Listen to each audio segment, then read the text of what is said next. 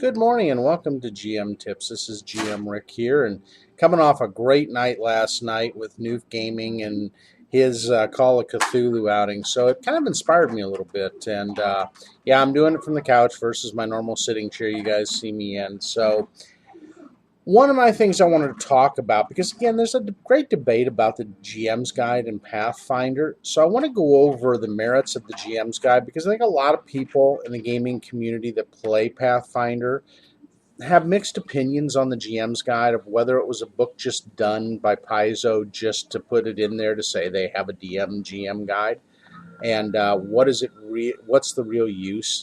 Does it have anything worth of value to contribute? And so I'm going to hit that a little bit today and go over some of the things that I think as a GM make the book interesting and at least worth a perusal, if not an owning, and areas that we may or may not use the book as a GM that could be really helpful.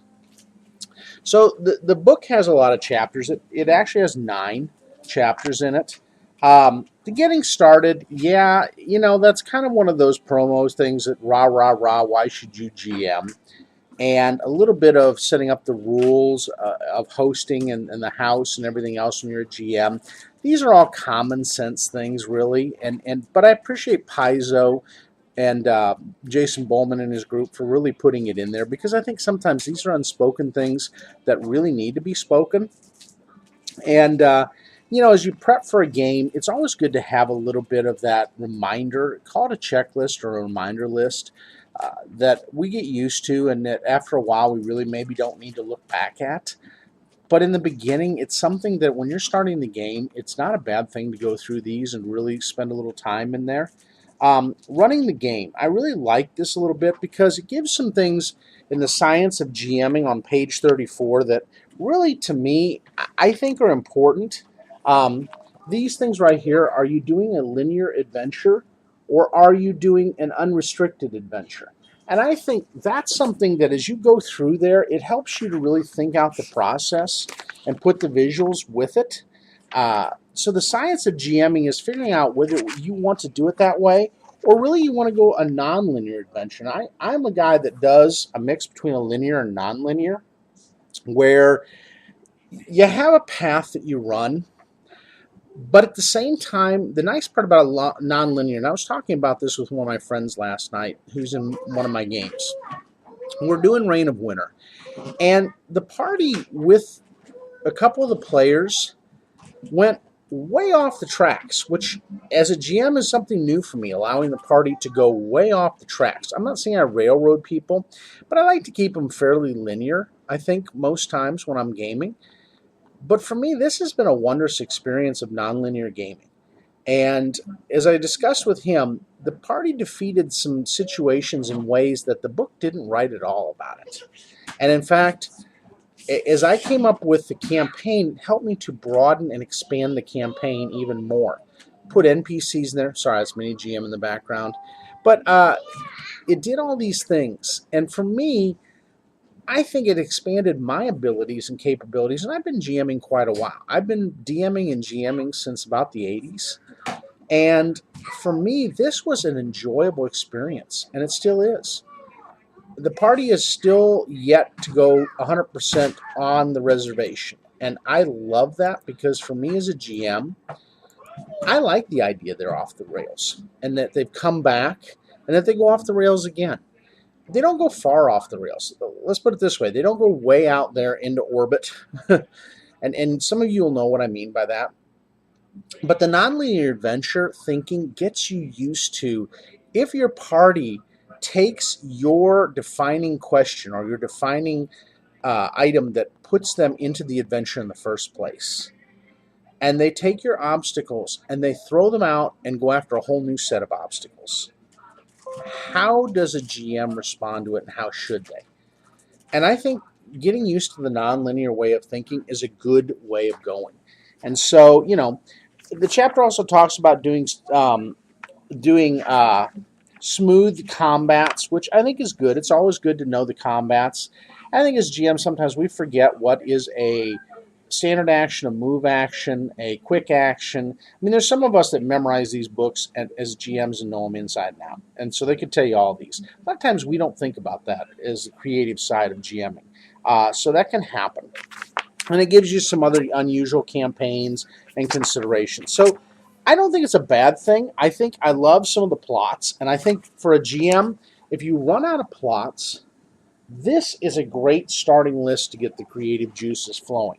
I'll give you a couple for instances out of here. So, Dead Man Walking. A long dead ally or personality appears, seemingly alive and unharmed. Wait a minute. But you are dead. But you're not. A menagerie. Monster creatures have escaped from a private collection, and you are the bounty hunters to come track them down. That's an interesting thing. Escape. During a routine adventure, PCs are trapped by a rockfall, which unleashes a horror that they have to then deal with. Let's see, there's another one. Oh, the Strange Child. Is the changeling really behind the nightmares, like the locals say, or is it someone else? See, the plots here, I love that, and then they have plot twists. And there's a whole set of cards that go along with these plot twists that I love. And I think throwing a plot twist in from time to time is great. It also has MacGuffins and quest items. And then cultural titles in there in case you have NPCs that the players are dealing with. So there are some useful tables in there. Now it goes through the player characters and talking about new players and how to deal with different things like death of a hero, evil characters. The thing I go back to and I do a whole GM tips on, and this is important, is player interactions. That section, to me, is the most powerful section that a GM can read in this whole book. We talk about character types, but it talks about not only understanding them, but how to know your group, respect your group, how to identify resolutions. And see, for you young GMs coming in, whether it's D&D, whether it's any campaign, this is useful for any type of RPG system. Okay, I'm going to say that right now. I don't care if it's Savage Worlds, don't care if it's Cypher System, Numenera. I don't care which system you're playing. Mutants and Masterminds, GURPS, Fate. You can be playing any system under the sun. And these type of players in here, or a mixed combination of these players, are the ones. That's my cat Sassy back there, or Cassie. See, that's Cassie. And she will poke her head over me every once in a while. Really read and get this section. Even if you go onto Google and or go on the Paizo site under the SRD material, get this. This is pages 70 through 77. Learn your player types. The one thing I loved yesterday was with that player I was having the conversation with. He and I are good friends. And we're going to be even better friends as life goes through. I think I'm considering to be one of my best friends, honestly. And in talking with him, we got to talk just so openly because I know his type of player. People term him a min-maxer or a power player. He's not. He just has his vision of what a hero is. And he wants to be that strong guy that protects the people he cares about and the innocent. And honestly, for a player motivation, that's not a bad thing. Sometimes, yes. Does that mean he's going to create a creation that's going to throw your socks off or be similar all the time? Probably. But the nice part is I gently challenged him to look outside the box. He's getting better. He really is. He's looking at some other classes that he normally would never have looked at. And he's going a little bit off the reservation. His race kind of still the same. And that's okay. It's a comfort level for him that he likes. He let me actually roll his ability for that race instead of just taking flying like he normally does. I liked that. So in getting to know this and say this, part of reading this is what helped me to cope with my players and draw out the best of them. And, you know, some people will say, well, you really don't need that. You could have figured it out on your own. Horse manure. I've seen it too many times when we as GMs get frustrated. And where do we turn to deal with these players? And we go rant on our groups like Pathfinder, Facebook, and other groups, and we rant and rant and rant about these player types. Instead of becoming better GMs and motivating people to be better players. And again, that's my opinion, and I will say that sheer on out. For those of you who get mad at me as GMs and say, well, you just don't understand. Oh, but I've been GMing a whole long time. I bet I do understand a little bit because I've felt your frustration. I have gotten frustrated with this player, and he's a friend of mine, a good friend of mine. And now I don't feel frustrated with him anymore because I've learned how to be a better GM and how to work with him in a way that doesn't make him the bad guy. It says I've got to be better at GMing to know how to take that player and make them more creative, thinking outside the box, and really expanding their repertoire. And that's something that I think as GMs we never really have all the answers at. So make that section, put a bookmark in there, put a thing in there. Please, please, please read and reread that section. That I do a lot because I will always discover something new that I can do in my players to help them to be better at what they do. Non-player characters. It talks about how to do non-player characters. And what I love about this is the concept of boons. Things that non-player characters can either offer as a carrot or slap you with as a stick to really draw players to their cause. And sometimes these boons are very valuable, especially when you need something. And you're in that moment of, gee, I really need that favor. I use that with one of the merchants that I put into the game for, Reign of Winter. That's not there. It's not written in any of the material. He's a Chelish merchant who opened his shop there. He's the only one that still has favor. And he has a, what do they call them? A pact imp or a contract imp that basically says, I will write the contracts. And it's great because he doesn't harm the party. He is lawful evil, no doubt about it. The players have figured that out without a shadow of a doubt. But he sticks to the laws and the laws of the contract. Yes, he's out for himself, make no bones about it. But sometimes he sees the value in making a very valuable customer that brings him rare things. So it's an interesting tip for tat, watching the goods, neutral goods, deal with a lawful evil and not want to kill them. And I love it. I love it to death that they're negotiating with him and treating him as a resource in a time when they need that resource. So really, when you do NPCs, this section helped me a lot in that type of thinking. Utilize it, especially they have some tables in there where you can roll the backgrounds of an NPC. Please, please, please, GMs, flesh out your NPCs, especially the ones that are repeat NPCs. Make them 3D. So your characters come to them and look at them as a buddy. The party loves Remily, the little flying pixie that I put in there, the pixie swashbuckler. She goes out of her way. She's quirky. She talks and chatters like a box. But at the same time, she is invaluable to that party because they make her invaluable. They love her. She's like their mascot to Summer. And so when you do an NPC, endear that NPC to the party so they don't roll their eyes and go, oh, wow, the GM's playing another NPC with us. Great. That comes with really fleshing out the qualities. And that's what I did, looking at some of these charts and coming up with her background. It makes it compelling for the players to want to have her in the party. Rewards. Now, there's random generators of rewards in Section 5. And on page 118, I really love that because we all want to give rewards, but these are the magic items for potions and scrolls where you can roll up the ones that are pre-made and you don't have to think about all the spells that are involved. So, see, potions, things with... These are key, especially when you're rolling random treasure. So keep that in mind, that's there, as well as some tables on controlling the PC rewards as well, and a section on it. You don't want to just give the party everything they want, okay? You want to make it interesting for them to have to create.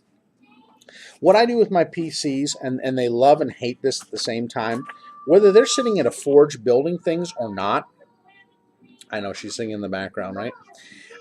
So the thing is, I really make sure that they spend the money on the materials, whether they're in a place to buy them or not, to create that magic item. There is a cost, both physically, spell wise, and materially. Whether they're going to a deity and praying to whatever, there is a cost in creating. Make sure your players pay the cost in creation. Don't let them just go hog wild and create what they want. There is a cost involved: time, energy, sleep, time they could have been doing other things for an adventure. You really want to do that. And it even says you've got to have uninterrupted time to create magic items. So that is really important out of the core rulebook to take that to account. Detailing your world. It has a whole section on how to detail your world. And I love it just because it has some interesting ideas that they talk about. Is it a primitive society? Why not? Why not do a primitive society where it's more barbaric? Is it a feudal society type of world? And this is not assuming you're using Galarian. This is assuming you're doing your own world. Is it a rural agrarian society? Is it a cosmopolitan like the Roman or Greek empires? And then questions about the city. Things like, who rules the city? How do they maintain that rule? Which local NPCs are the PCs likely to befriend and why? What are 3 things about your city that make it truly unique? What are the social class effects, and how does it affect the lives of the people living there? Uh, what are bards like in the city? What are deities like in the city? Who do they worship? So, and they also give you the page after that on page 158. It talks about the different types of systems. So you can have a bureaucracy, the red tape society, where everything has to go through and be documented and done in triplicate. The caste system. We are the lords, you are the serfs. You are going to do what we tell you, and you'll have a happy life. The decadent, where opulence, think about the Hunger Games. That's a perfect example of a decadent society with the caste system under it. A magocracy. So there are some things like magi and some of the other things that talk about the magi and the cities that are on animes. That's kind of like what it is. A magocracy believes that magic makes life better, and that's a better thing to put into life.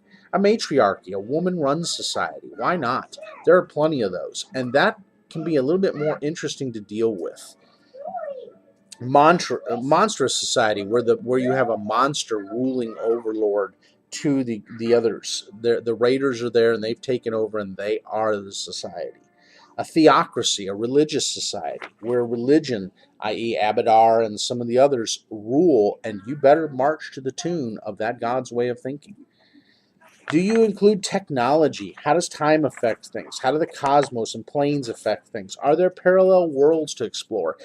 It just touches a little bit on all these things, and we think about them, but sometimes having somebody else thinking with us will help. Janet, are you having fun over there? Okay, there you go. Mini GM's having fun. Adventures themselves. It goes through in section 7 adventures, and I love this part, and I'm going to have to use it more with the map symbols. I think I got to be really good at becoming these. And the people that did these, by the way, great job, Paizo, on that. It's challenged me to get better on my maps. But they also have tables. If you just want to random generate a dungeon, you can do that. And it'll tell you how the rooms are, and then what minor items are in the rooms. And is it a dragon's lair? And if so, what kind of monster tables? Now, granted, this was with the Bestiary 1, so you're going to have to update these a lot. But you can start here and at least get a good starting place. I love the section on the planner things. How does time translate? I use this a lot, especially in my last adventure when they were off in the Boneyard with Pharasma, and they were also in the plane of law and neutrality. It really affected how long they could stay, and the players are beginning to understand the translation of that time and knew that they could stay a little longer, and it didn't affect what went on in the real world as much. So for them, they could do the shopping they needed. They could meet key individuals, develop relationships. Keep that in mind, because don't trade a 1 for 1 day. You're really selling yourself short in that. So you get to roll the percent to see how it affects the time versus other things. Elemental planes, going on to the elemental planes or the core planes, like good and evil, which are the plane of positive and negative energy. And how does that affect your players? They have tables on portals and demi-planes and encounters on those planes. So really interesting stuff. They have a section on taverns. We all love the tavern. The tavern's the meeting place. It's the starting place for adventures. They have a section on it from 198 to about 202. And they're going through how to name the tavern. They got amenities you can put in there to make it look different, things about the bartender, the name of the bar, the inn. I love it because if you run out of ideas, it's just a neat place to roll it and really not have to think. Then they go into the key thing in my mind, which is the real key section, is the urban. How to build up a city and what does it look like? What kind of traits and statistics does it have? That to me is invaluable, and I write up all my settlements just like that with a paper on the settlements. Some of you don't. I do. Because then if I want to use it later in another adventure, I have all the key people still. I have all the key elements of that society, and it's great. I don't have to reinvent the wheel every time I go in. And I write down notable characters. I love that they give some examples of how to do this, and that's the great part. You can get some examples out of here that you don't have to do your own.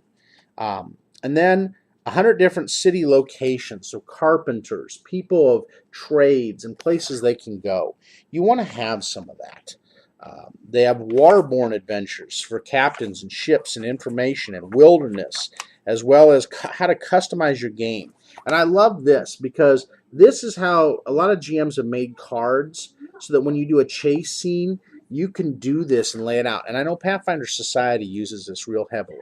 And great job, guys. Because then you put down the DCs and the players know what they have to roll each round. And you can just put them behind each obstacle. So that way it makes it fun to track to try to catch the bad guy.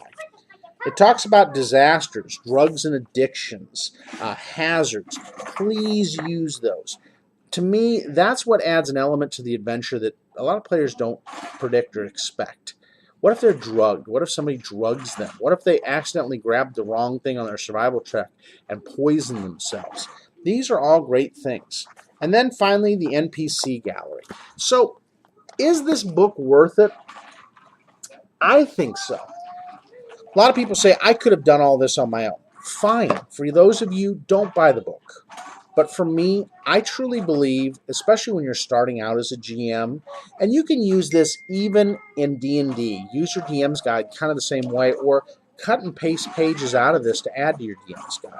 Or same with Cipher System, or the same with Savage Worlds. Utilize some of this stuff because sometimes we oversimplify systems for the fun of roleplay. And forgive me, oversimplification is that. After a while, it gets boring. It really and truly does. So add a little spice in. Now and then add a few things out of this book. I'm not saying you have to go rule crazy, but utilize ideas and concepts. I think Paizo did a great job putting this together. I truly do. And I've read many DM's guides over the years and other books. Forgive me, Savage Worlds, I love your stuff, but you are way oversimplified when it comes to this stuff. And I wish you had more of this. I truly do. There's other systems I wish I had. Now, I hear Cipher System covers a lot of that, so great job, Monty. You don't have to do that with Monty and Shanna doing that system. They're pretty good with it. But really and truly, get to know your books as a DM. Whether it's a GM's guide like I'm doing here, or some other book that you're using that is the core book, add things to it. If it doesn't have things, add pages to it. Go to one of these books like this and convert it. It is worth the time in doing. And it will help you, especially when you get to those moments where your players want to go off the rails and you need to go to something. I put out encounter tables now for my thing. You'll see my book went from small to this thick, okay? And I have everything from encounter tables to printouts of the places they're going to go to other things, side adventures, Why? Because then if the players want to go off the rails, I've got all that there. Go on off the rails. It's all good. I'll get you right back on to the main adventure, but you can go off the rails for a while. And I said that. I'm in no rush to push my players, other than the fact that they've got something compelling them. Other than that, have fun. And really, as GMs, we should be that way. I know some of us love the order of following the steps, and that's fine too if your party's okay with it. But if they want to be creative, expand your own repertoire. Really work hard with this, because that's what makes gaming fun and fresh every day, is when you have to learn something new and really work with it. I hope you enjoy your gaming systems. I truly hope you enjoy GMing. I've met some wonderful GMs on Twitch and on Roll20. So please use those. There's also a new one coming out called Fantasy Grounds, that newfound, that I think is going to be a really fun hit. Don't be afraid to go out there and do the playing and the expanding of your mind as a player too, as a GM, because that helps you then later on to understand your players better, and it gives you that time and that break that you need. Thanks, and have a great weekend. I hope everybody enjoys their gaming and really has those epic moments that they'll remember.